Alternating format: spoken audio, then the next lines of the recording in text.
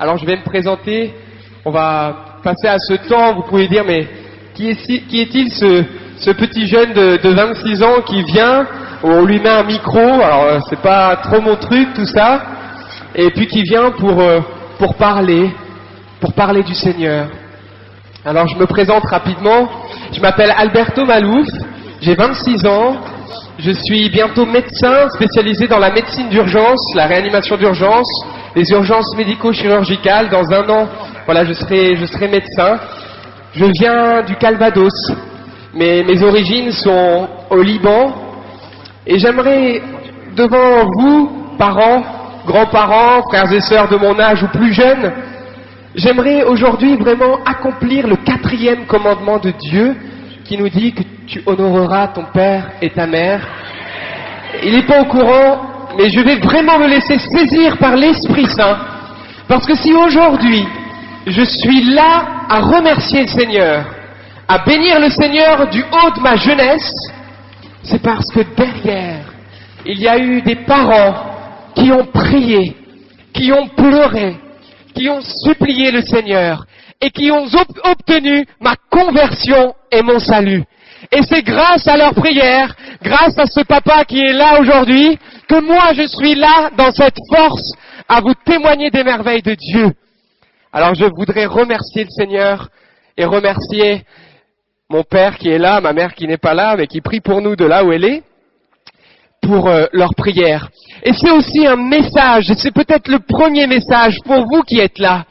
Je sais qu'au milieu de nous, plusieurs ont des enfants ou des petits-enfants qui souffrent, qui sont peut-être loin du bon poulailler de l'amour de Dieu, qui sont peut-être loin du bercail, dans la drogue, dans la violence, dans je ne sais quelle situation terrible. Mais aujourd'hui, devant vous, je suis un signe vivant, un signe visible, pour vous dire que cette génération n'est pas perdue, frères et sœurs, parce que c'est la volonté de Dieu de se révéler à tout homme et toute femme, et notamment à notre génération, à nous qui arrivons dans un monde tellement troublé. Mais sachez que c'est la volonté de Dieu et qu'il y parviendra par vos prières, par votre constance. Frères et sœurs, ne vous découragez pas, parce que vous avez prié et pas obtenu. Moi je vous dis, demandez et vous recevrez. Frappez et l'on vous ouvrira. Cherchez et vous trouverez. Frères et sœurs, nous ne sommes pas des hommes ou des femmes de dérobade, comme dit l'Écriture dans l'Épître aux Hébreux, mais des hommes et des femmes de foi. Comme Marie, qui voit son fils écartelé sur cette croix, et les bourreaux qui sont là à se gausser, à se moquer, et puis ces pharisiens qui encore sont là à critiquer, alors que l'agneau de Dieu, l'amour incarné, est en train de donner sa vie pour eux. Elle est là. Elle voit son fils meurtri. Elle pleure. Elle pleure avec son fils qui pleure. Elle pleure pour le salut des âmes. Mais je vous le dis, Marie n'était pas désespérée. Marie n'était pas abattue jusque dans le désespoir, parce que ses yeux étaient fixés sur la résurrection et la victoire de son Seigneur, de son Fils Jésus. Et 3 jours plus tard, elle l'a vu, frères et sœurs. Et nous sommes les enfants de Marie. Cette femme qui a un exemple humble, servante, obéissante, jusqu'au bout présente. Et nous aussi. C'est ce que le Seigneur attend de nous. Vous avez vu, nous avons un groupe, une association catholique, mais qui devient une vraie fraternité, des vocations qui naissent. Et on remercie le Seigneur pour cette œuvre qu'il a lui-même levée. Cette fraternité s'appelle Notre-Dame, Mère de la Lumière. Notre-Dame qui est cette douce maman, et on disait cadeau et don. Merci Seigneur pour cette maman que le Seigneur nous a donnée du haut de la croix. Et puis Notre-Dame Mère de la Lumière, c'est qui la lumière? Amen. Lui-même a dit, je suis la lumière du monde. Frères et sœurs, je vais vous partager la première image que le Seigneur m'a partagée hier soir vers 1h30 du matin, où je n'arrivais pas à trouver le sommeil, je ne sais pas pourquoi.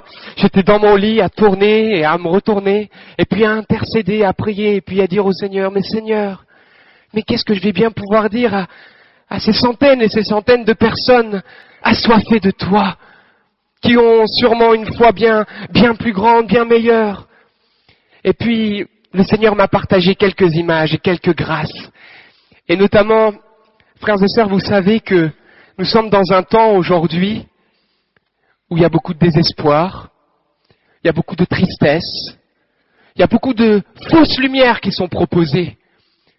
L'impureté, l'argent, la mondanité, même la gloire des hommes. Moi, je suis le premier à l'hôpital, être le plus meilleur des médecins, monter dans les échelons, être encensé un petit peu à droite, un petit peu à gauche. Je connais, parce que j'en suis. Voilà, on est tenté par toutes sortes de lumières. Et bien que notre monde, et je bénis la science, progresse au niveau scientifique, j'ai l'impression qu'au niveau de la spiritualité, c'est un petit peu les hommes Cro-Magnons, quoi. C'est un petit peu l'âge préhistorique. Le Seigneur m'a montré un petit peu cette image, vous voyez, comme une grotte. Une grotte où il y avait tellement de personnes à l'intérieur de cette grotte, avec des fausses lumières, l'argent, toutes ces choses, les mondanités, l'impureté, je ne sais quoi. Et ils étaient dans cette grotte. Et puis j'ai vu que, à l'entrée de cette grotte, il y avait un peuple nombreux. Frères et sœurs, dans le 18e arrondissement de Paris, devant moi, je vois un peuple nombreux. Un peuple zélé, un peuple qui lève les mains pour louer son Seigneur, un peuple qui n'a pas peur et qui ne rougit pas de l'Évangile, comme dit la parole de Dieu dans Romains 1, verset 16. Je ne rougis pas de l'Évangile, car il est force de Dieu pour le salut de tout croyant. Je le vois sous mes yeux, ce peuple. Et frères et sœurs, à votre avis, qu'est-ce qui s'est passé dans cette image ? Eh ben, j'ai entendu ce peuple louer, chanter, témoigner, être dans une joie, dans cette danse du royaume. Et alors, j'ai vu ces hommes et ces femmes sortir de cette grotte, ces ténèbres spirituelles, ces ténèbres où ils sont dans ces fausses lumières qui un jour s'éteindront et ils périront dans ces ténèbres. Je les ai vus sortir de cette grotte pour enfin voir le vrai soleil, la vraie lumière, le soleil de justice qui s'appelle Jésus-Christ. Comme l'a dit le prophète Malachi, le soleil de justice s'est levé et dans ses rayons, nous trouvons la guérison. Vous savez, aujourd'hui je dis ça parce que moi, il y a 7 ans de ma vie, j'étais dans cette grotte. J'avais tout ce que le monde peut proposer. L'argent, la gloire de la réussite, j'étais dans les 10 meilleurs de la promotion, j'étais dans toutes ces glorioles, les mondanités, les soirées de médecine, les joies, j'en connais. J'y étais. J'avais 20 ans. Et si aujourd'hui je me permets de dire cela, c'est parce que moi, j'ai palpé de mes mains. J'ai goûté à la vanité et mon cœur est resté vide. J'ai eu des joies, j'ai eu des réussites. Mais je me suis rendu compte que mon cœur était plus large, plus grand, et il demeurait vide. Et j'ai cherché encore, mais je ne trouvais pas. Est-ce que, au milieu de nous, il y a des personnes qui connaissent mon témoignage, parce que j'ai envie quand même de retracer un petit peu. Si vous pouvez lever la main, eh ben c'est bien, vous n'êtes pas nombreux, ça tombe bien. C'est vrai, vous pouvez dire, mais c'est qui celui-là qui est un petit peu comme un roseau fragile agité par le vent ? Qu'est-ce qu'il nous raconte ? Vous savez, voilà, j'ai grandi dans une famille catholique. Et puis, j'ai vécu le baptême, les sacrements, la confirmation. Et puis, les années passant, j'avais plus besoin de Dieu.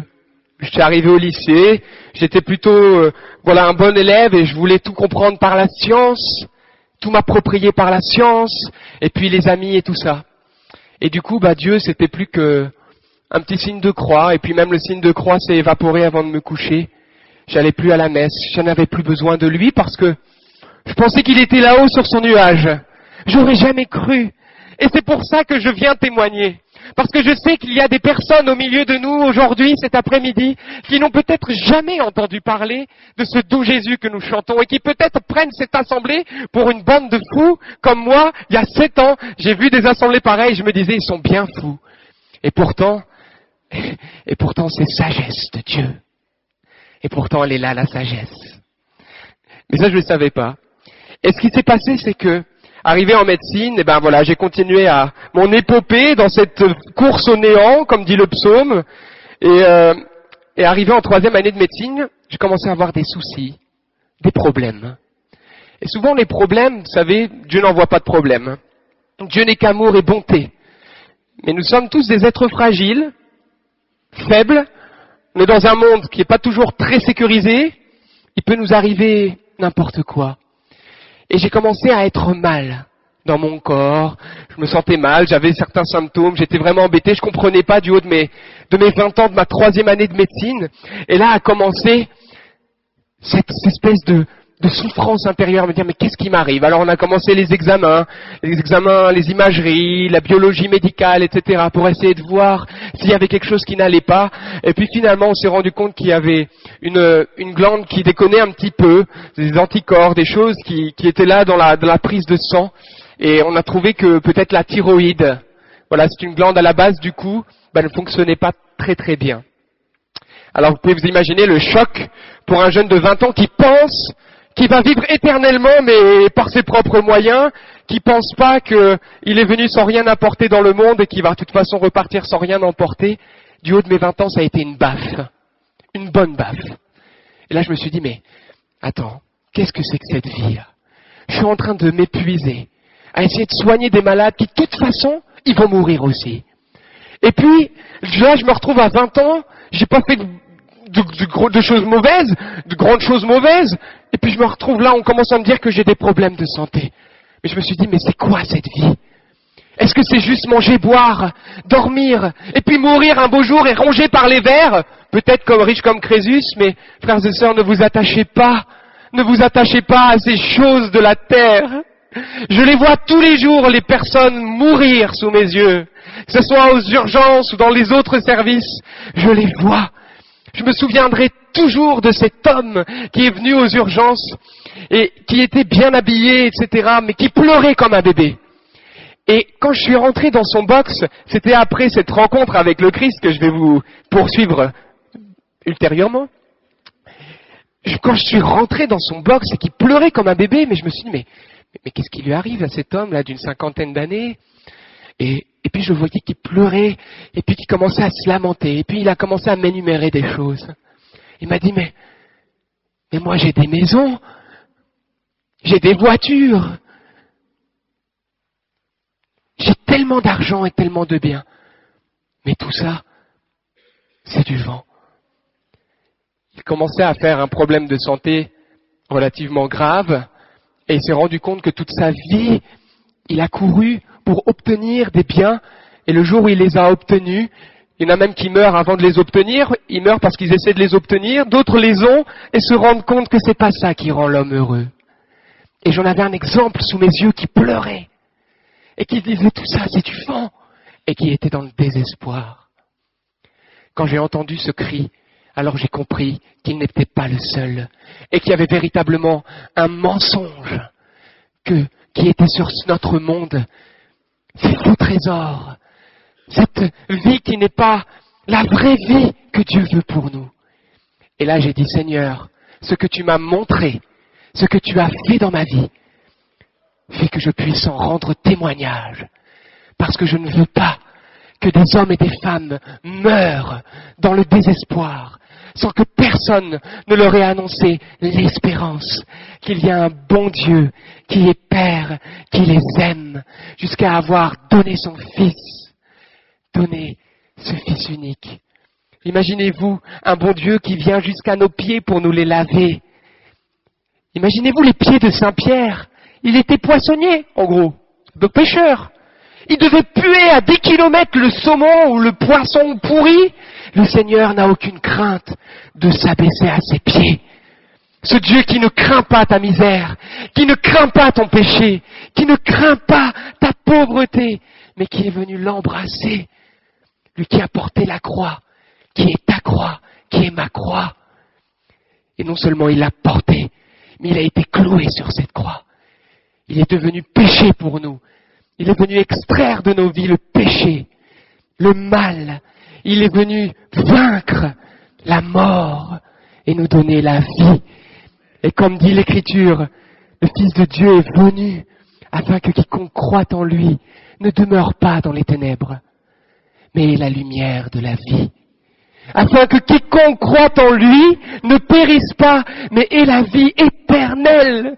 Aujourd'hui, on se fait lifter, on se met toutes sortes de trucs, et d'ailleurs parfois ça réagit pas très bien le corps, hein.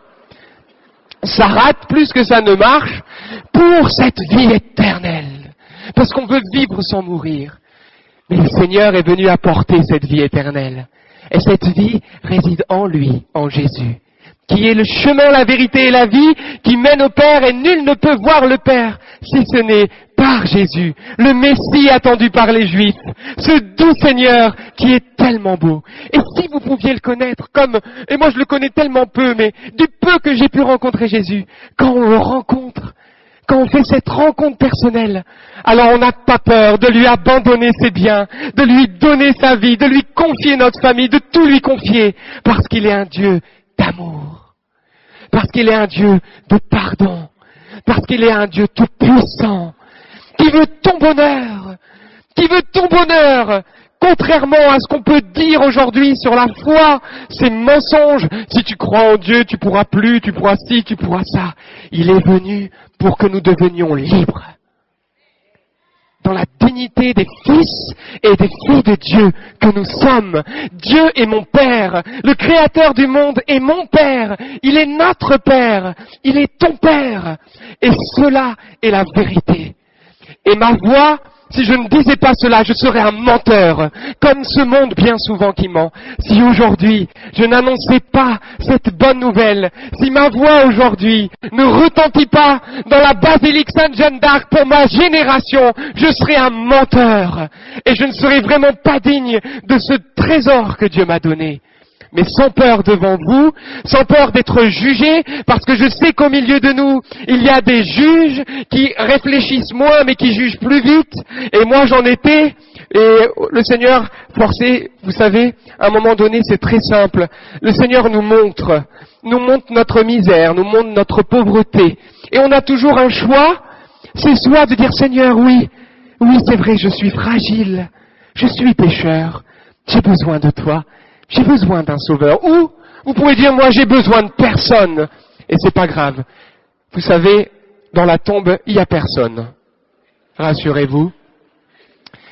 Mais c'est une réalité. Je le dis vraiment par compassion. Ne laissez pas l'orgueil, cet orgueil démoniaque, nous éloigner de celui qui est l'amour. Vous savez, lorsque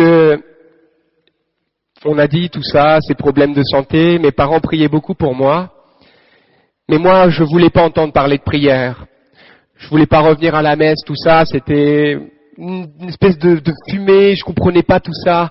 Et puis voilà, c'est Dieu, pourquoi il fait rien pour moi? Enfin, vous savez toutes ces questions. Mais les mois sont passés, et là j'ai commencé vraiment à me dire, mais j'en peux plus. S'il y a un bon Dieu, il faut qu'il se révèle à moi, parce que je veux savoir la vérité. Je veux savoir pourquoi je vis. Et si je vis en vain, je veux le savoir.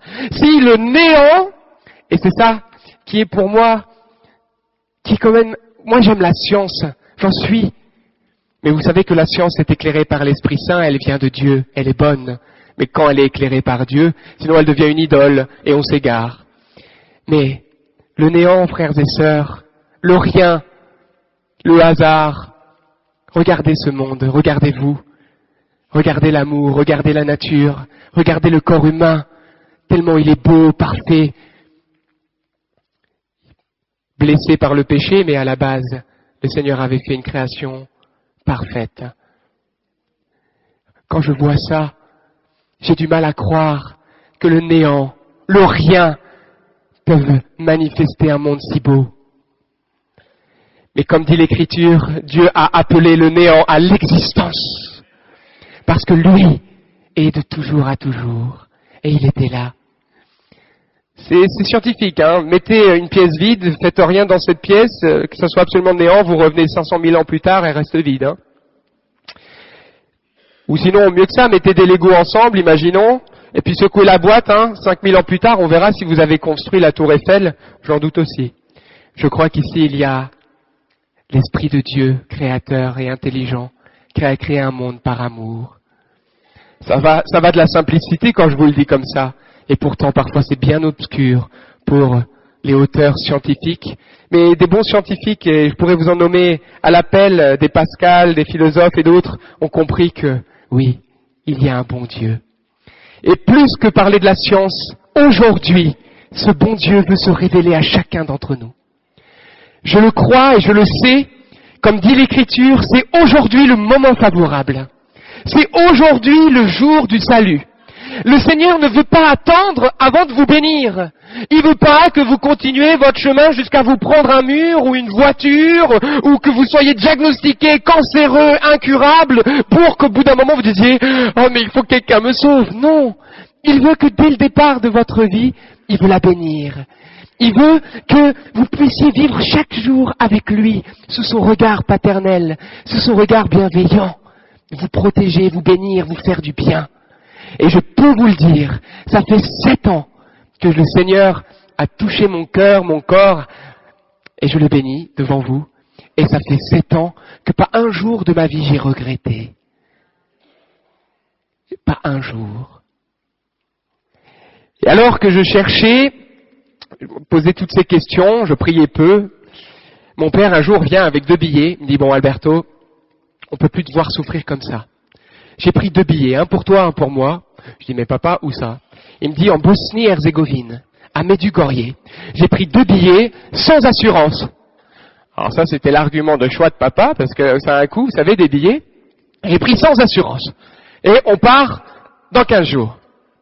Je dis, bah papa, t'es bien gentil, mais tu vas partir avec maman, hein.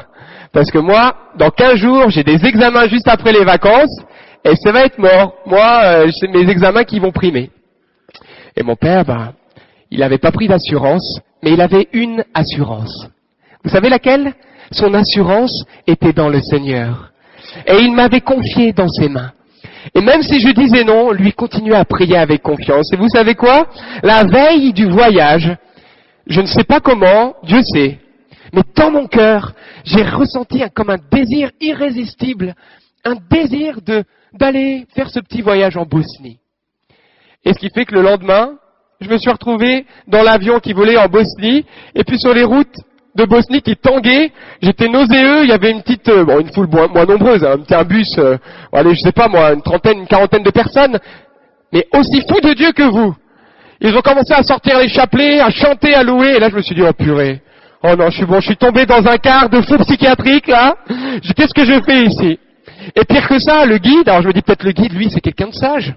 Non, le guide était pire que les autres, et il commence à dire, vous savez, moi, j'étais pêcheur, je vivais que pour la pêche, on n'avait rien à faire des autres, et un jour, on m'a invité à venir ici, j'ai rencontré le Seigneur, j'ai rencontré le Christ, ma vie a changé, il m'a sauvé, etc., etc. Et là, je me suis dit, purée, mais lui aussi, il a vraiment la même maladie, quoi. Et à force de raisonner dans ma petite tête de Jones, je me suis retrouvé face à 2 résolutions. La première, c'était je reste dans mon avis, j'ai raison et tout le monde a tort. Et puis j'ai mes cours, j'ai pas de problème. Moi je peux bosser une semaine, je reste dans mon coin, et puis ceux qui veulent prier, ils prient, et moi, je bosse. Ou, lever la tête, et puis dire bon, Seigneur, si tu existes vraiment, prouve-moi, montre-moi, parce que j'ai soif de la vérité.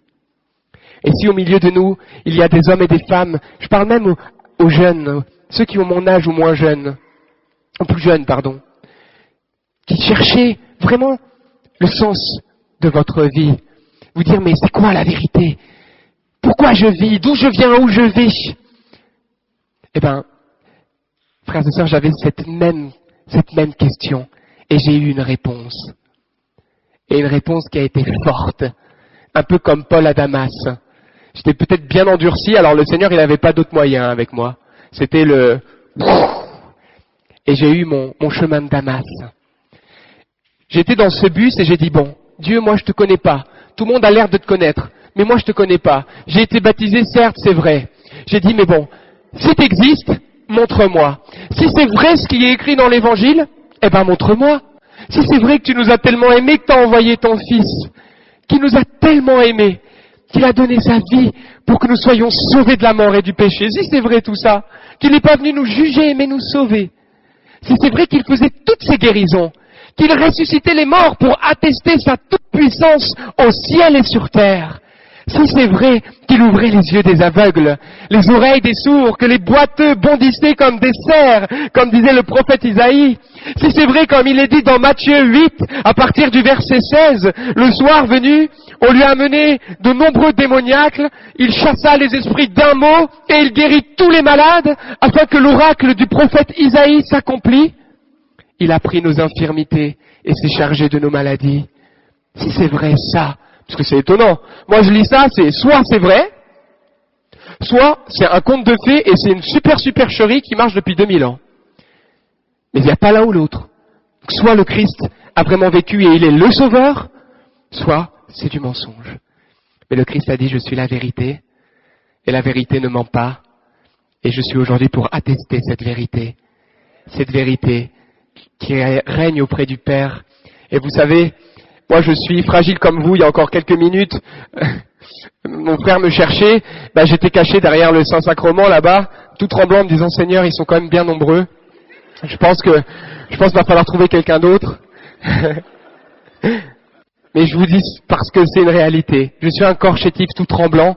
Mais aujourd'hui, je sais que la Trinité est au milieu de nous, que les anges de Dieu sont là, que les bienheureux intercèdent pour nous. Et que la grâce de Dieu, cette grâce me donne la grâce aujourd'hui, la force de témoigner au milieu de vous. Et de pouvoir, que ma bouche puisse proclamer la louange de ce Dieu d'amour. Et je le dis parce que c'est vrai. Là, j'ai plus peur de vous. J'ai même de l'amour pour vous, alors que je vous connais pas. Et ça, c'est un don de Dieu, et je sais le reconnaître. Oui, on peut l'applaudir. Et c'est pour dire, vraiment, ça fait bientôt 4-5 ans qu'on va un peu partout du nord au sud, d'est en ouest, dans la francophonie, en Belgique, en Suisse, pour annoncer la bonne nouvelle. Et pas un jour le Seigneur m'a laissé tomber lorsque je suis venu faire le pas d'annoncer cette bonne nouvelle. Pas un jour. Et du coup, j'ai dit, Seigneur, si c'est vrai, t'étais mort sur la croix, on t'a crucifié, on a mis le summum à notre péché, notre humanité, on t'a mis sur la croix, mais que toi, tu es venu porter le poids de l'humanité. Et si c'est vrai, Seigneur, que tu as ressuscité des morts, que tu t'es manifesté après ta résurrection, et que tu es monté à la droite du Père, si c'est vrai, montre-moi. Si c'est vrai que tu as envoyé l'Esprit de gloire, l'Esprit Saint, si c'est vrai qu'il est venu tomber sur les apôtres et faire d'eux des envoyés, des témoins, si c'est vrai que l'héritage, l'Esprit Saint est au milieu de nous, alors prouve-moi, montre-moi. Vous savez, ce n'était pas une demande hypocrite comme les pharisiens. Vous savez, ceux qui veulent voir des signes afin de condamner et juger, si vous venez dans cette situation, vous repartirez la queue entre les jambes, déçus, parce que le Seigneur tourne le dos à ces personnes, parce qu'elles ne viennent pas dans la simplicité et le cœur d'enfant. Si vous ne devenez tels ces petits enfants, vous n'entrerez pas dans le royaume, a dit ce Seigneur. Ce n'est pas l'infantilisme, c'est cette innocence du cœur, cette pureté du cœur, cette reconnaissance qu'on a besoin de lui. Dieu aime tout le monde, les bons comme les méchants. Vous savez, est-ce que vous avez entendu quelqu'un, avant Jésus et après Jésus, dire « Aimez vos ennemis, bénissez ceux qui vous maudissent, faites du bien à ceux qui vous haïssent, et priez pour ceux qui vous calomnient, pour ceux qui vous persécutent, afin de devenir de dignes fils de votre Père qui est dans les cieux. » Parce que lui, il fait lever le soleil sur les bons et les méchants, et puis il fait tomber la pluie sur les bons et les méchants, parce qu'il aime tout le monde. Frères et sœurs, les chrétiens n'ont absolument aucun ennemi charnel. Les hommes et les femmes de notre temps, quels qu'ils soient, quelle que soit leur culture, leur croyance, leur haine, ce ne sont pas nos ennemis. Ce sont des frères potentiels, des sœurs en puissance. Mais nous avons un adversaire Comme dit la parole de Dieu dans 1 Pierre 5, verset 8, votre parti adverse, le diable, tel un lion rugissant rôde cherchant qui dévorer. Résistez-lui ferme dans la foi. Nous n'avons qu'un adversaire. Ce ne sont pas les hommes, mais c'est cet esprit impur, cet ange déchu, et puis tous ces compagnons qui malheureusement essaient de nous éloigner de Dieu. Nous le voyons dans notre monde tellement tourmenté. Mais le Seigneur est vainqueur. Et le Seigneur est victorieux. Et vous savez quelle est sa victoire? C'est que du haut de la croix, il n'est pas venu condamner les pharisiens. Il les a pas jugés, même s'ils se moquaient à ses pieds. Un mot suffisait. Un mot du Fils de Dieu et toute la terre était à genoux. Vous l'avez vu à Gethsémani. Qui cherchez-vous? Jésus le Nazaréen. C'est moi. Et à cet instant, ils tombèrent tous à terre. Le Christ, à cet instant, a manifesté sa toute-puissance. Ils sont tous tombés. Il se relève. Qui cherchez-vous? Jésus, c'est moi. Et il se laissa saisir. Il n'est pas venu enlever la liberté des hommes. Les hommes n'ont pas voulu de lui à ce moment-là. Il les a pas forcés. Alors qu'il pouvait. Parce qu'il a toute autorité. Mais sa victoire, c'est son amour. Si vous pouviez croiser le regard de Jésus, vous croiseriez un regard plein d'amour, empli de compassion, non pas juge, mais miséricordieux. Oh, je te le dis, si aujourd'hui tu désires vivre d'une vie nouvelle, si aujourd'hui tu désires rompre avec cette vie ténébreuse, si tu veux quitter l'adultère, quitter l'avarice, quitter la cupidité, quitter la médisance, quitter les malédictions, quitter ce règne du mal qui amène à la mort, car le salaire du péché, c'est la mort. Car ceux qui vivent selon la chair, nous dit Romains 8, verset 8, ne peuvent plaire à Dieu. Au ciel, il n'y a pas de mal, frères et sœurs. Parce que ceux qui vivent, si vous vivez selon la chair, vous mourrez, dit l'Écriture. Mais si par l'Esprit, vous faites mourir les œuvres du corps, cette tendance égoïste, alors vous vivrez. Et l'Esprit de Dieu nous a été donné afin que nous puissions être saints comme lui est saint, afin que nous puissions aimer comme lui a aimé, afin que nous puissions vivre comme lui a vécu, afin que nous puissions bénir ceux qui nous maudissent, afin que nous puissions vivre avec cette autorité du Christ sur ce monde ténébreux, non plus sous l'esclavage du mal et du péché, mais dans la liberté des enfants de Dieu. Car c'est pour la liberté que le Christ est venu. Oui, si aujourd'hui, tu prends cette décision, parce que ça, il n'y a que toi qui pourras le faire. Moi, je me souviens, le jour où ça tirait dans tous les sens. Non, oui, non, oui. Et j'ai dit, mais Seigneur, je ne suis qu'une poussière. Et je suis tombé à genoux, j'ai dit, mais Seigneur, vers qui irai-je? Qu'est-ce que va être ma vie? Et même si j'ai tous les doctorats, et même si je suis encensé par tous les hommes, un jour, je m'envolerai comme la fumée, parce que je ne suis pas grand-chose. Mes frères et sœurs, sans le Christ, nous sommes rien, mais avec lui, alors, nous devenons vraiment ses enfants, ses dignes fils. Vous savez, nous sommes d'une grande valeur, parce que Jésus est mort pour nous. Jésus qui est le plus beau de tous les enfants des hommes, dit l'Écriture. Si pur, si beau. Il a donné sa vie pour racheter la nôtre. C'est-à-dire qu'il a considéré sa vie comme moins importante que la tienne. Toi qui aujourd'hui ne sais plus où tu vas. Toi aujourd'hui qui te dis, qu'est-ce que c'est ma vie? Je désire mourir. Je suis désespéré. Moi, je te le dis, mon enfant, par la part du Seigneur. Tu es la prunelle de l'œil de Dieu. Tu es la dignité et la gloire de Dieu. Il a donné sa vie pour toi. Il a donné sa vie pour toi. Il a offert son sang pour toi. Et il a versé son sang pour que le tien ne soit pas versé. Et pour que toi aussi tu puisses vivre. Oui, si aujourd'hui je suis venu, ce n'est pas pour me rendre témoignage ou pour qu'on m'applaudisse, parce que je n'ai que faire de la gloire des hommes. Je ne suis pas en quête de la gloire des hommes, sinon je ne serais pas là aujourd'hui. Mais c'est parce que si un d'entre vous revient au bercail, alors moi, avec la multitude des anges des cieux et de ce royaume, je serai dans une joie ineffable. Parce qu'il y a plus de joie pour un seul de ces enfants, de ces pécheurs qui reviennent, que pour 99 qui sont là déjà. Voilà pourquoi je suis venu, afin que les brebis égarées puissent rencontrer le bon berger, comme moi je l'ai rencontré. Parce que c'est la plus belle des rencontres. C'est la plus belle des rencontres. Elle transforme ta vie.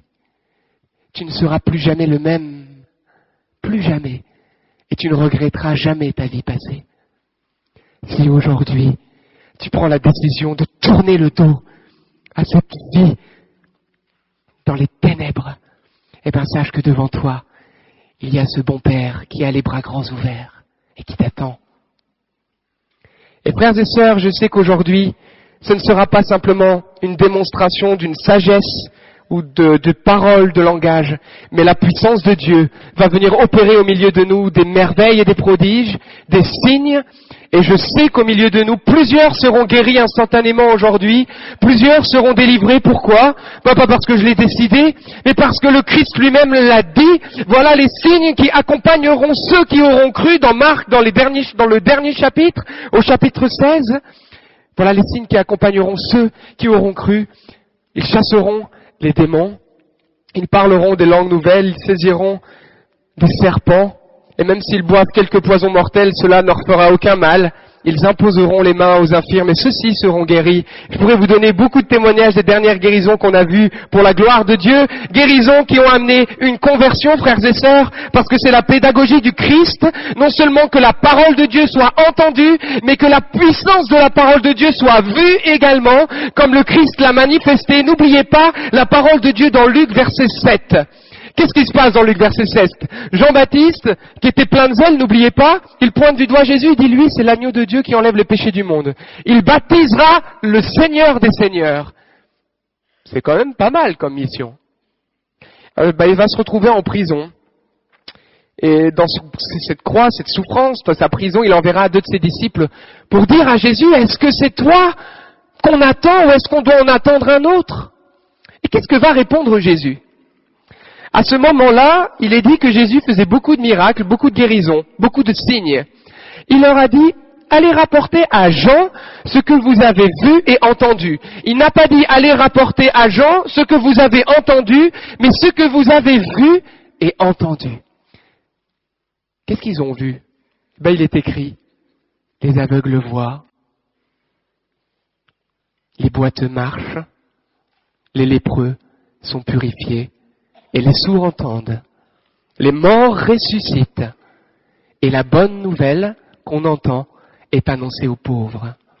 Frères et sœurs, je ne suis pas venu annoncer un évangile différent. Je ne suis pas supérieur à mon Christ, qui a usé de son autorité, de sa toute-puissance. Je ne suis pas venu pour vous convaincre, mais je suis venu simplement servir mon Seigneur et le laisser faire son œuvre. Parce que sa volonté, c'est de faire son œuvre et de manifester sa puissance au milieu de nous. Parce qu'il veut nous arracher au filet du mal. Vous savez, c'est un Dieu jaloux d'amour. Dans le mot jaloux, mais dans le bon sens. C'est-à-dire qu'il veut nous extirper du mal. Mais il ne peut pas le faire sans notre liberté. Mais son désir, c'est de nous arracher à la mort, aux ténèbres. Parce qu'il nous aime tellement.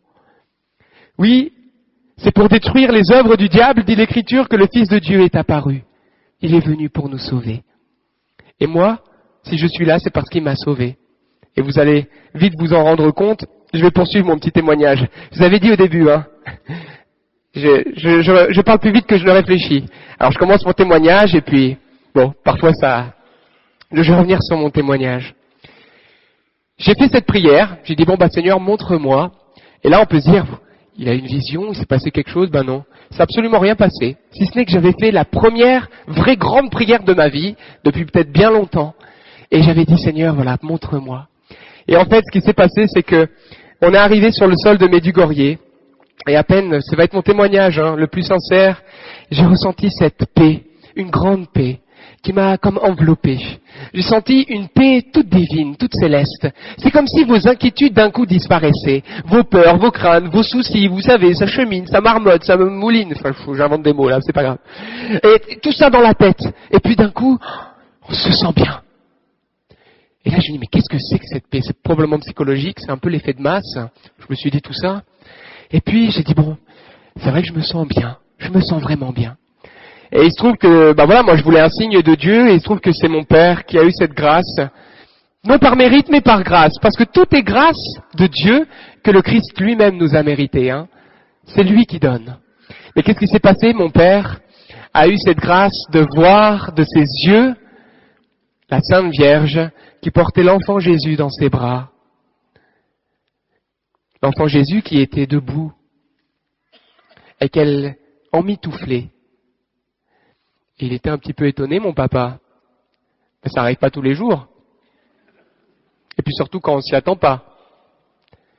Mais ce qu'il a compris et ce qu'on a partagé ensuite, il a compris que la Sainte Vierge, cette douce maman que le Seigneur nous a donnée du haut de la croix, cette douce maman était venue pour m'amener à ce doux Jésus qu'elle porte, parce qu'elle ne veut rien pour elle mais tout pour lui, parce qu'il est l'unique sauveur. Et que cette douce maman priait pour mon salut, et que moi aussi, j'allais être debout de nouveau. Debout. Et non plus sous le fardeau et le joug. On s'est retrouvés dans la chambre, mon papa, il me partage tout ça, moi j'étais là. Je dis, bon, c'est quand même fort, c'est vrai que je me sens emmitouflé. C'est vrai, je me sens bien. Et puis mon père a dit, mais tu sais Alberto, on peut voir des signes, on peut voir des prodiges. Tu peux vivre des grâces, des guérisons, tout ce que tu veux. Les pharisiens, ils en ont vu à l'appel, Même Lazare. Quand Lazare est ressuscité, il y en a qui ont cru. Et vous savez ce qui s'est passé pour les autres? À ce moment-là, alors ils étaient déjà aigris contre Jésus, mais à ce moment-là, ils voulaient le tuer. Un grand miracle et derrière une grande haine. Quelle tristesse. Que Dieu ait pitié des âmes de ces hommes. En tout cas, mon père, il me dit, tu vois, Jésus, il veut ton cœur. Il n'est pas venu te juger, mais il veut ton cœur. Et si tu veux lui offrir ton cœur, c'est le moment. J'ai dit, très bien, mais comment on peut faire? Il dit, je connais un bon moyen. Va te confesser. Je dis, me confesser? C'est quoi ce truc? C'est que je dois dire toutes les bêtises que j'ai fait depuis... Et là, j'ai dit, oh non, ça c'est pas pour moi. Ouh là là là là. Purée, ça fait 3 ans que je suis en médecine, ça fait ouh là là. Et puis en même temps, je me suis dit, mais il n'est pas venu pour me juger, mais me sauver. Et puis je dis, mais papa, c'est vrai, j'ai envie de lui remettre mon fardeau. Mais je suis quand même un petit peu gêné, le prêtre et tout. Il me dit, oh, mais le prêtre, on est en Bosnie, mais tu le reverras plus, t'inquiète pas. En effet, je l'ai plus jamais revu. Je l'ai plus jamais revu et c'est pas plus mal. Mais je me souviendrai toujours de ce qu'il m'a dit par contre. Et puis je lui dis, papa, il y aura des grillages, tu sais, là, comme dans les films, pour pas qu'il me voie. Il dit, oui, sûrement, mon fils. Ouais. Ce qui fait que le lendemain, tout feu, tout flamme, j'y allais un petit peu entraînant les pieds, mais j'avais un désir sincère. On commençait à vivre des grâces un petit peu fortes, et là j'ai senti quand même qu'au fond de mon cœur, ce Dieu d'amour m'appelait. Et j'ai dit, je veux en vivre. Je veux pas que ma vie soit gâchée. Je veux pas finir comme toutes ces personnes que je vois dans le désespoir aux urgences à 80 ans à dire j'ai raté ma vie. Non, je ne veux pas. Alors, j'ai commencé à y aller en disant bon, c'est pas facile, C'est pas facile parce qu'il faut s'humilier, il faut un peu d'humilité. Et j'en manque beaucoup, j'en manque toujours, mais j'en manquais terriblement. Et puis, il m'est arrivé une petite grâce assez sympa. Je vais vous la raconter. Je suis arrivé là-bas. Et puis vous savez, là-bas, il y a des portes les unes à côté des autres, et il y a des prêtres qui confessent en fonction de la langue des pèlerins. Donc, parce que c'est international là-bas. Et pour les Français, il y avait une porte, donc il y avait un prêtre français, donc frères et sœurs prêtres français, n'hésitez pas à y aller. Ils étaient en carence de prêtres, un prêtre français, mais il y avait une multitude de Français qui voulaient être sauvés ce jour-là, je sais pas pourquoi, ils voulaient tous se confesser en même temps que moi, ce qui fait qu'il y avait une foule qui attendait de se confesser. Et je me suis arrivé, je me suis dit, purée, mais je vais pas attendre 5 heures, déjà que j'y viens en traînant un petit peu les pieds, je vais pas attendre 5 heures pour me confesser là, faut vraiment en vouloir. Alors là, je me suis dit, bon, c'est parfait, je vais pas me confesser, vous savez, toutes les c'est pas aujourd'hui mon salut, c'est pas aujourd'hui, ça sera demain, plus tard, vous savez, on se dit souvent ça, Et puis j'ai dit, papa, tu sais, on va attendre 5 heures, papa a dit, ouais bon, ok, j'ai réussi à l'avoir. J'ai réussi à avoir mon père de la terre, mais mon père dans les cieux, lui, il avait d'autres projets, et vous allez voir pourquoi. Donc j'ai commencé à partir, donc on commençait à s'en aller, et puis à ce moment-là, je passe à côté d'une porte où il n'y avait pas d'écriteau, donc pas de prêtre, personne pour confesser. Mais au même moment où je passe, je vois une religieuse, tout feu tout flamme, avec son voile au vent, avec un truc dans la main qui arrive en courant. Je ne savais pas, moi, que les religieuses, elles couraient. Je pensais qu'elles étaient dans des maisons de retraite ou dans des couvents. J'aurais jamais cru qu'elles pouvaient encore courir le marathon. Mais en Bosnie, je l'ai vue. Bon. Et à ce moment-là, elle passe à côté de moi, tout feu tout flamme et tout ça, avec son voile au vent, et je la vois, j'imagine encore ce passage. Et puis elle met un truc sur la porte. Et c'était quoi le truc? C'était français. Là, j'ai dit non, ça c'est pas possible, c'est probablement un rêve, c'est pas possible, des signes ok, mais pas des comme ça. Une religieuse qui me met français sous mon nez, ça quand même, il fallait le trouver. Et endurci jusqu'au bout, raideur de nuque absolue, j'ai dit, je n'ai rien vu, et j'ai commencé à essayer de continuer. Il me dit, papa non plus probablement n'a pas vu, personne n'a vu, allez, on y va.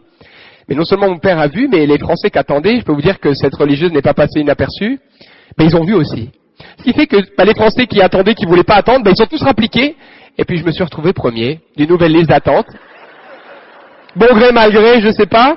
En tout cas, je me suis retrouvé premier, puis genre, c'est ton tour. Va te confesser, t'es le premier. Genre tout le monde était là, j'ai dit purée. Et là, je peux vous dire que vous sentez l'appel de Dieu.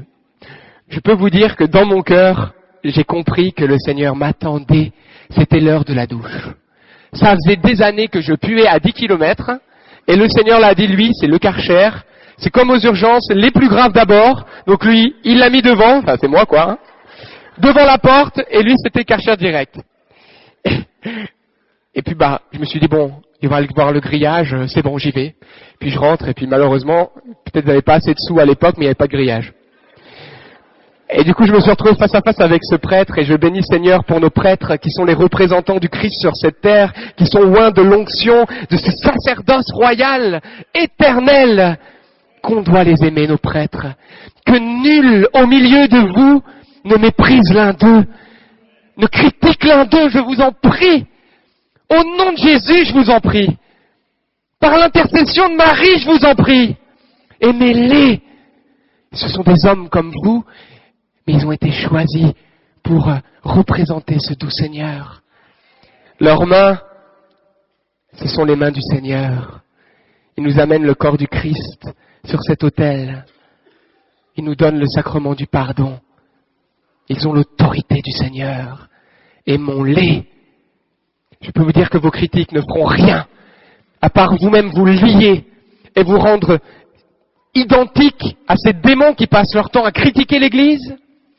Mais si vous aimez, alors oui, des choses vont changer. Oui, si vous aimez, si vous priez, si vous servez, alors oui, les choses changent. 1 Pierre 2 nous dit, rejetez toute malice et toute fourberie, hypocrisie, jalousie et toutes sortes de médisance. Que notre bouche qui loue le Seigneur ne soit pas une bouche de médisance et de malédiction. Qu'on n'entende plus au milieu de nous qu'une assemblée qui loue se retrouve dans le secret des uns à dire du mal de l'autre. Parce que ça, je vous le dis, c'est la grande tristesse de Dieu. L'épître de Jacques nous le dit. Comment est-il possible que ce petit muscle au niveau de la bouche puisse louer Dieu et de cette même bouche maudire le frère qui est la gloire de Dieu? Non, frères et sœurs, ne soyons plus c'est un mot fort, mais le Christ l'utilisait. Ce qu'on appelle une certaine hypocrisie. Le Seigneur nous amène et nous appelle à la sanctification, sans laquelle nul ne verra le Seigneur. Ne vous y trompez pas, Hébreux 12, verset 14. Si nous sommes auditeurs de la parole et donc que nous ne mettons pas en pratique, sur quoi avons-nous construit? Sur quoi?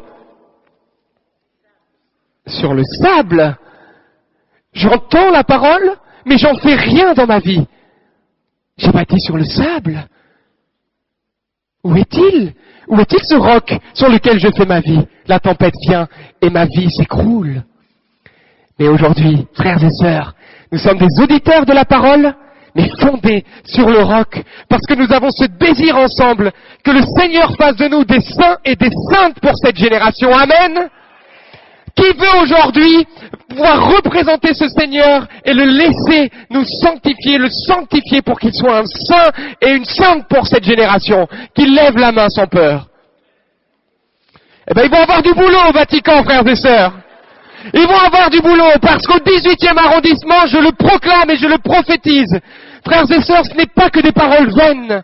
Le Seigneur veut faire de nous et veut faire de vous des saints et des saintes pour leur temps. Qui n'ont pas peur des médisances, qui n'ont pas peur des critiques, qui n'ont pas peur des balles, des kalachnikovs, des tanks et des chars, qui n'ont pas peur de tout ça parce qu'ils ne craignent rien, parce que le Seigneur des Seigneurs marche devant eux. Cette génération, c'est nous, frères et sœurs. C'est vous, frères et sœurs.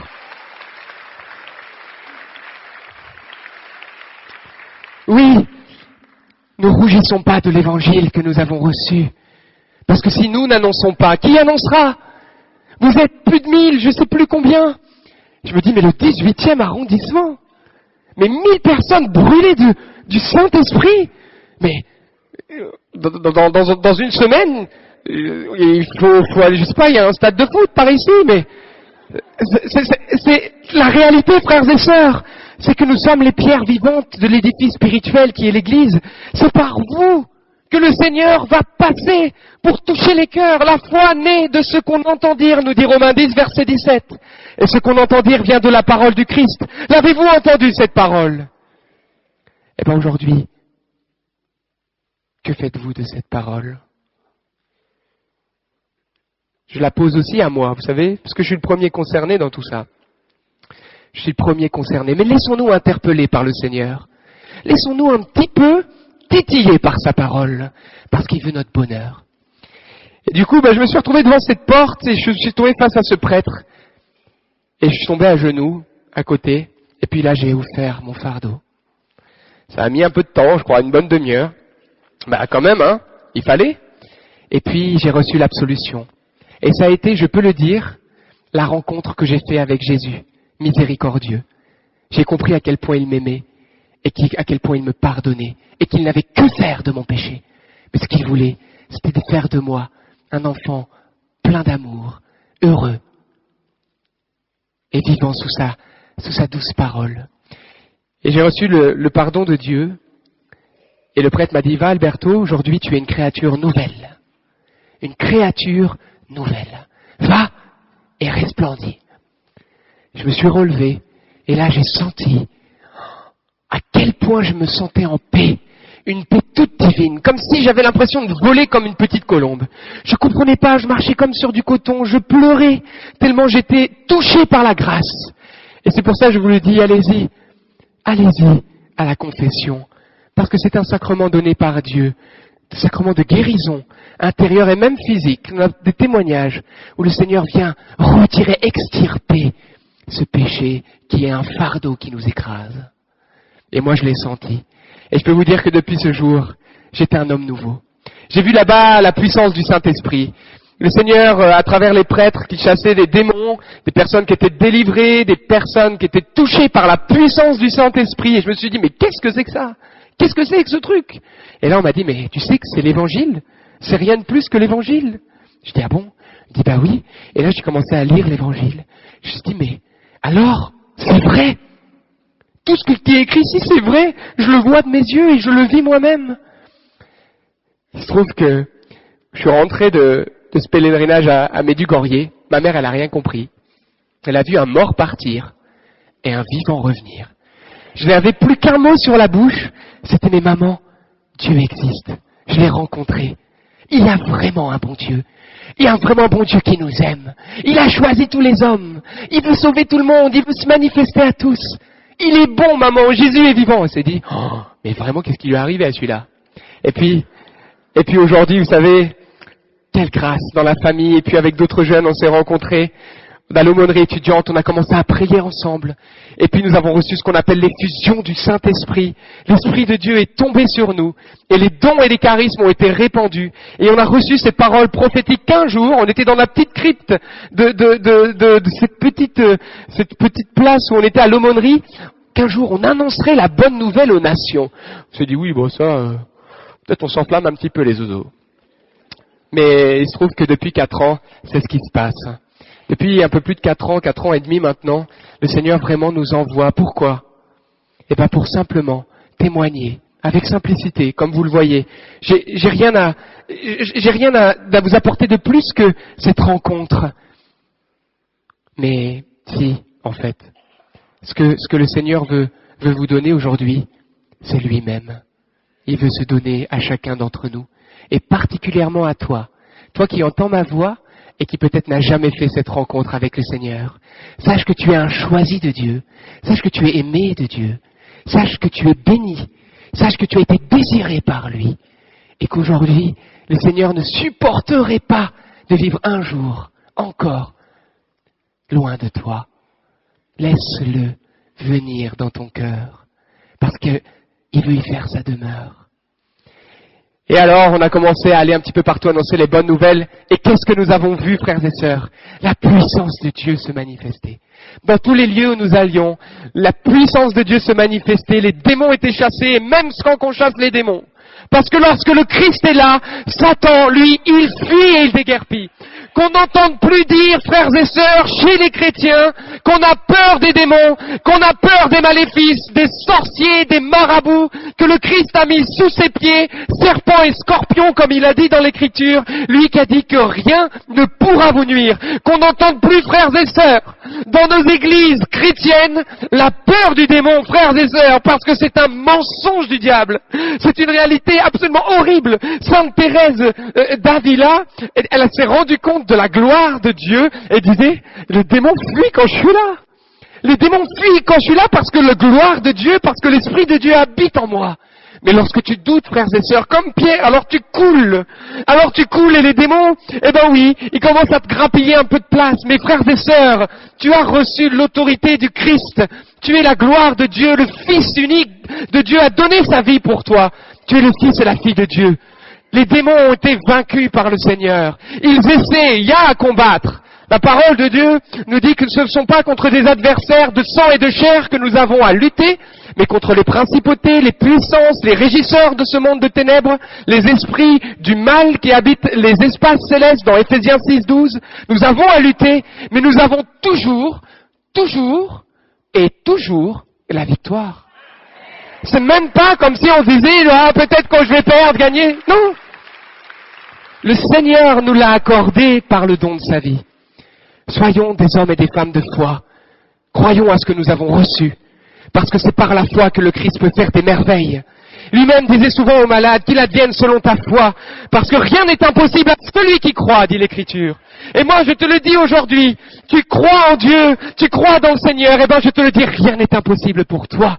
Et je pourrais te donner de nombreux témoignages, des guérisons, des délivrances, des conversions qu'on a vues. Je vais vous en donner, tiens. Parce que c'est beau, l'Écriture nous dit que publier les hauts faits de Dieu dans la pleine assemblée, et aujourd'hui je voudrais les publier, parce que c'est beau ce que Dieu fait. On voit tellement d'horreur et de mal, n'est-ce pas? Dans nos télévisions qui sont bien souvent le tabernacle de Satan, on voit plutôt impureté et violence. Et d'ailleurs, quand la violence se manifeste concrètement, le monde se choque. Mais le monde ne se choque pas que tous les jours à la télé, des heures et des heures de violence, on se délecte du mal, on ne va que vers le mal, on aime le sang. Ça n'étonne personne, mais ça étonne dès lors que des hommes commencent à le rendre réel. Moi je dis non à cette hypocrisie, non à cette violence, non à cette haine, non à ces impuretés, ce qui dégrade la dignité de l'homme. Non à ceux qui tuent la vie dès même la conception, qui tuent l'être le plus fragile. Non à ceux qui veulent tuer les personnes âgées parce qu'elles ne savent plus comment les accompagner dans la souffrance, alors que le Christ est venu pour que nous portions notre croix. Il est venu pour que nous puissions avoir une mort digne. Il veut habiter notre vie, de la naissance à la mort, même dans les douleurs. Il veut habiter, mais on veut plus de lui. Et aujourd'hui, on s'étonne que le monde devient un enfer. Moi, je dis, c'est toutes ces personnes qui disent, oui, mais si Dieu existe, on n'aurait pas tout ça. Mais je te dis, mais moi, je leur réponds, mais Dieu existe. Mais il t'a créé libre, mon frère. Libre de faire le bien ou libre de faire le mal. Et aujourd'hui, le monde a dit à Dieu, stop, à la porte. Et Dieu qui ne peut obliger le monde à l'aimer, souffre. Et qu'est-ce qui se passe? Dieu qui est à la porte, la terre devient un enfer. Et j'en viens à ma deuxième vision, deuxième grâce que le Seigneur m'a donnée vers 1h du matin hier. Je voyais la terre. La terre qui était comme embrasée d'un feu. Mais c'était pas le feu du Saint-Esprit dans le sens de cette vision. Et là, j'ai eu les paroles de Thérèse d'Avila. Le monde est en feu, disait Thérèse d'Avila. Il n'est plus l'heure de parler avec Dieu et de traiter avec Dieu d'affaires de peu d'importance. Le monde est mal, il faut y aller, en gros. Thérèse d'Avila, une des grandes saintes de l'Église. Et le Seigneur me montrait cette terre en feu. Et je disais, mais Seigneur, qu'est-ce qui se passe? Et puis là, qu'est-ce que j'ai vu? J'ai vu le Seigneur, dans ses mains merveilleuses, ses mains percées, j'ai vu ces sources de son amour, ces sources de grâce qui tombaient sur la terre pour éteindre ces feux de haine, ces feux de guerre. Mais là, qu'est-ce que j'ai vu? J'ai vu les hommes, dans leur liberté, sortir leur parapluie. Sortir, voilà, ces instruments, ces parapluies qui les isolent de la grâce. Le feu est là, la grâce est présente aussi, mais elle n'atteint pas ces hommes et ces femmes parce que dans leur liberté, ils ne l'accueillent pas. Et alors ils périssent. Il y en a qui se suicident et je le vois aux urgences. Et c'est pour ça que je suis là, vous savez. Parce que je veux que ces personnes puissent trouver l'espérance. Et je voyais ces parapluies qui étaient mis. Et là, je me suis dit, mais Seigneur, mais qu'est-ce qu'on peut faire? Et alors, j'ai vu, et comme dit l'Écriture, on ne sait pas ni d'où il vient, ni où il va. À votre avis, qui? Le Saint-Esprit. Qui est né de l'Esprit. Mais j'ai vu la puissance du Saint-Esprit comme une tempête violente, forte, comme dans la Pentecôte. J'ai vu la puissance du Saint-Esprit balayer la surface de la terre et je voyais les parapluies qui s'envolaient et je voyais la grâce de Dieu qui touchait. Et là, j'ai compris, frères et sœurs, que nous sommes dans un temps particulier où l'évangélisation va se manifester de manière planétaire, même dans les rues, nous verrons la gloire de Dieu, et le Seigneur va manifester une démonstration de puissance, comme il a été reçu à l'ICRES, l'instance internationale catholique, du renouveau charismatique catholique. Il a été reçu par toutes ces personnes qui, de plus d'une quarantaine de pays qui s'étaient réunis pour représenter le renouveau mondial. Ils ont reçu que le Seigneur voulait manifester sa puissance dans ses signes et ses prodiges pour la conversion des pécheurs et le salut des âmes. Et aujourd'hui, nous sommes dans ce temps. N'éteignez pas l'esprit, nous dit le Seigneur. Il nous met en garde dans 1 Thessaloniciens 5. N'éteignez pas l'esprit. Ne dépréciez pas les dons de prophétie. Mais vérifiez tout. Ce qui est bon, gardez-le, et puis rejetez tout ce qui est mal. Ça paraît logique, mais il faut ne pas l'éteindre. Et aujourd'hui, frères et sœurs, si nous laissons l'esprit jaillir, les résistances, les réticences, tous ces murs que les hommes ont faits vont tomber. Parce que l'esprit de Dieu, l'esprit d'amour, cet esprit qui transforme les cœurs, cet esprit qui seul peut toucher et convertir une âme, cet esprit n'est pas un esprit qui est à mettre dans une cage.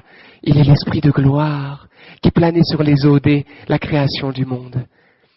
Vous êtes d'accord, frères et sœurs, pour qu'on laisse jaillir l'esprit de Dieu là où nous sommes? Parce qu'alors vous verrez les merveilles de Dieu. C'était la deuxième image que je voulais vous partager. Oui, c'est par vous que la gloire de Dieu va se manifester dans cette ville, là où vous avez été semés. Ne l'oubliez jamais. Quelques témoignages. C'était en avril dernier, on évangélisait, on priait, mais on sentait que peut-être on était un petit peu timide par rapport à la grâce du Saint-Esprit. On avait peur, les guérisons, etc. Parce que vous savez, le discernement. Le discernement, oui. Mais vous savez qui donne le discernement, c'est l'Esprit Saint. C'est pas la chair, hein. Sinon, qu'est-ce qui se passe? On a peur, on pense que c'est de la prudence, c'est de la peur, qu'est-ce qu'on fait? On jette le poisson, la chair et les arêtes. On jette tout, qu'est-ce qui se passe? Le peuple crève de faim. Bon, c'est pas une bonne idée, hein. Parce qu'au final, on meurt de faim. Non, le discernement est là pour nous faire retirer les arêtes et que nous puissions nous délecter de la chair du poisson. Et c'est ce que Dieu fait par l'Esprit de Dieu, à genoux dans la prière. Et pas autrement. Et alors, on a senti le Seigneur qui nous disait, laissez-moi guérir mon peuple. Laissez-moi toucher et guérir mon peuple. Parce que je veux guérir. Ma parole est la vérité. Et moi-même, j'ai dit dans Hébreux 2, verset 4, voilà les signes qui accompagnent. Dieu confirme la prédication par des signes, des prodiges et des miracles. Laissez-moi le faire. Et alors, à notre grand étonnement, en avril dernier, on a commencé à voir cette grâce de guérison se déployer dans nos assemblées. Cette dame qui était présente, qui était depuis plus de 20 ans appareillée des deux oreilles, qui entend parfaitement bien pendant le temps de prière, qui retire ses appareils, qui dit j'entends bien, et qui vient dans sa joie devant tout le monde dire j'entends, Nous l'avons vu, c'était en avril. Et puis dans sa joie, il dit, j'ai un problème au genou, on m'a retiré à peu près 100 millilitres du genou, j'ai mal à ce genou. Si le Seigneur pouvait faire aussi quelque chose pour mon genou, je dois m'occuper de mon mari. Et toute l'assemblée a prié pour elle. Et instantanément, devant tous, elle a été guérie, elle s'est mise à genoux. On l'avait revue un mois ou deux plus tard, et elle avait absolument plus rien au genou. Et on a béni le Seigneur, parce que Dieu est un Dieu vivant et puissant. Oh, ce même soir, il y avait cette femme qui était dans les cours Alpha, qui s'appelle Nadine, qui était boiteuse avec une canne, tributaire d'une canne depuis 4 ans et un petit peu plus, je crois, suite à un accident avec une fracture au niveau de la jambe. Et du coup, elle faisait de la kiné, mais ça n'arrangeait rien, elle était toujours triste, cette petite dame. Et puis, à cette veillée, elle a été guérie par le Seigneur, ce qui fait que la fois d'après, non seulement elle avait plus sa canne, mais partout encore, on entendait parler de la guérison de Nadine et les gens disaient, mais elle est où ta canne, qu'est-ce qui t'arrive? Et pourquoi t'as le sourire? Elle disait, vous savez pas quoi? Jésus a guéri ma jambe. Même mon kiné dit, mais qu'est-ce que t'as fait, Nadine? Elle dit, mais moi j'ai rien fait. Mais c'est Jésus qui a guéri ma jambe. Alléluia. Et qu'est-ce qui s'est passé? Oui, applaudissez-le, le Seigneur, parce que c'est son œuvre. Il est écrit, les boîtes marchent, et le Seigneur donne de ses signes. Vous savez, ces signes sont là pour attester que la parole de Dieu vient de Dieu, qu'elle est la vérité, mais aussi par compassion, parce que Dieu aime, il a compassion des personnes malades, il guérit les uns, il donne la force aux autres, il fait son œuvre, mais il est là pour édifier la foi des chrétiens, donner la foi peut-être à ceux qui ne l'ont pas, et donner une foi encore plus grande à ceux qui l'ont. Alors laissons cette gloire de Dieu venir. La fois d'après, c'était Andrea, cette petite dame qui a été opérée du bras avec greffe de moelle parce qu'elle ne pouvait plus, 2 opérations, elle ne pouvait plus utiliser son bras droit, elle était droitière, elle aimait faire du jardinage et tout, mais elle ne pouvait même plus serrer une main. Elle a été sous nos yeux, certains peuvent témoigner, instantanément guérie par la puissance du nom de Jésus. Elle a levé son bras alors que ça faisait plusieurs années, je crois presque 4 ans, je crois, si je me trompe pas, qu'elle ne pouvait plus, lever son bras. Elle avait vraiment un déficit moteur au niveau de ce bras. Elle a été instantanément guérie. Quels ont été les fruits de cette personne? Elle s'est remise à son jardinage. Elle a continué à faire toutes ses activités. Et surtout, elle a tourné son regard vers le Christ. Elle est allée aider d'autres parce qu'elle était dans une association pour dépressifs. Et elle a amené les autres dépressifs vers qui? Vers nous? Non. Vers Jésus. Vers Jésus qui est le seul qui opère ces guérisons. Qui est le seul qui aujourd'hui va manifester la gloire de Dieu au milieu de nous. Aujourd'hui, je vous donne ce témoignage, je peux vous en donner d'autres. Cette petite jeune atteinte de maladie des os de verre, qui avait une masse, un hématome qui ne se résorbait pas suite à une fracture de côte, et dont la tumeur, la masse, a disparu instantanément, presque sous sa main. Il fallait être là pour voir ses yeux. C'était merveilleux. Le Seigneur est venu opérer cette guérison instantanée devant nous. Et puis il y a cette dame, là, je peux vous donner plus dernièrement, qui était dans l'assemblée, on était à Angers encore dernièrement, problème oculaire de manière bilatérale, et puis moi je continue à parler, vous savez, et puis on prie, etc. Puis d'un coup il dit, purée, mais Alberto il parle tellement fort, il me casse les oreilles, c'est son témoignage. Il me casse les oreilles. Et puis il se dit, c'est étonnant d'ailleurs, j'ai l'impression d'entendre tout le monde un peu plus fort. Et en fait, elle était instantanément guérie de ses problèmes oculaires. On a reçu son témoignage plusieurs mois après. Et on a rendu gloire à Dieu. Et qu'est-ce que je peux vous en donner? Je pourrais vous en donner Martial, tiens. Il est pas mal ce témoignage.